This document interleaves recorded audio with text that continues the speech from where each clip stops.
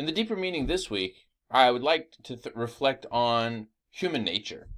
Uh, all religion is concerned with human nature, who we are, what we are, where we came from, where we're going.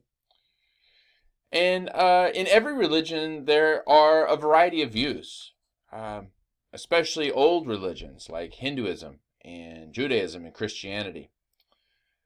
So this week we've looked at Confucianism and Taoism, and within these two systems of thought and practice, two distinct visions of humanity emerge, two ways of thinking about the human condition. On the one hand, within Confucianism, with its emphasis on discipline and education and rituals, there's a sense in which humans need to be shaped and formed.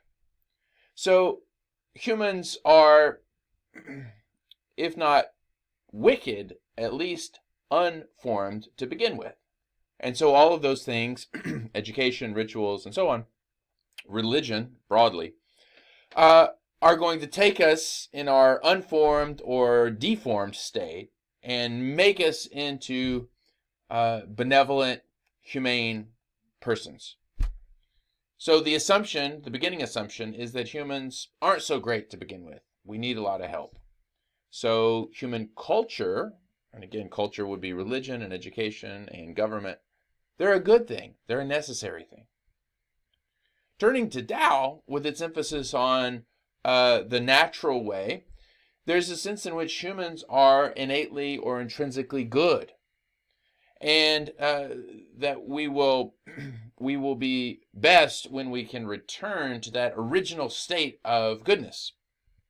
So from the Taoist perspective, religion, education, government, all of these external things might actually be obstacles.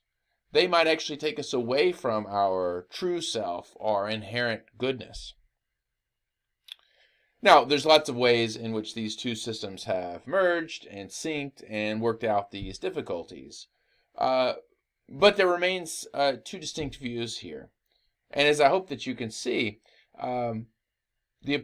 the view of the human person that you land on has a lot of implications for other things, like, is the government good? Do we need government?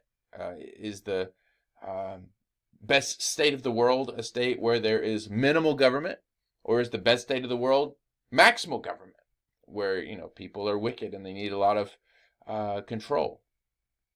Education. Should we have very strict and disciplined schools in order to bring kids into line?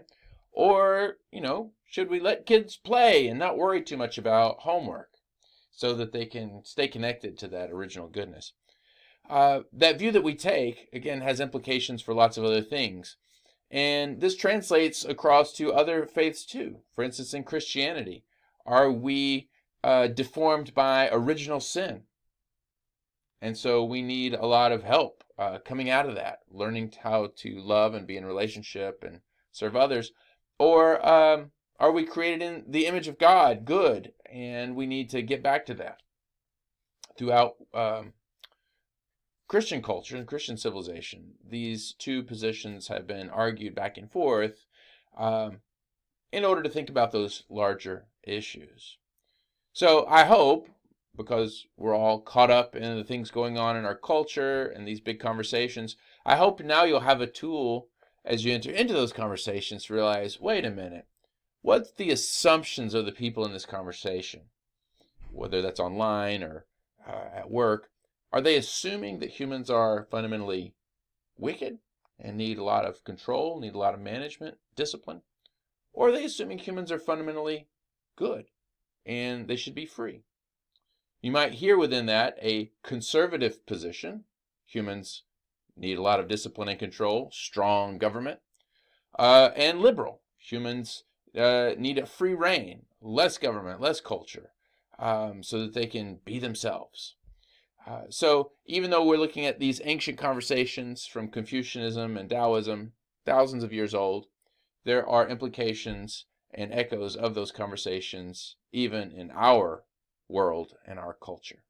Oh, I hope that helps.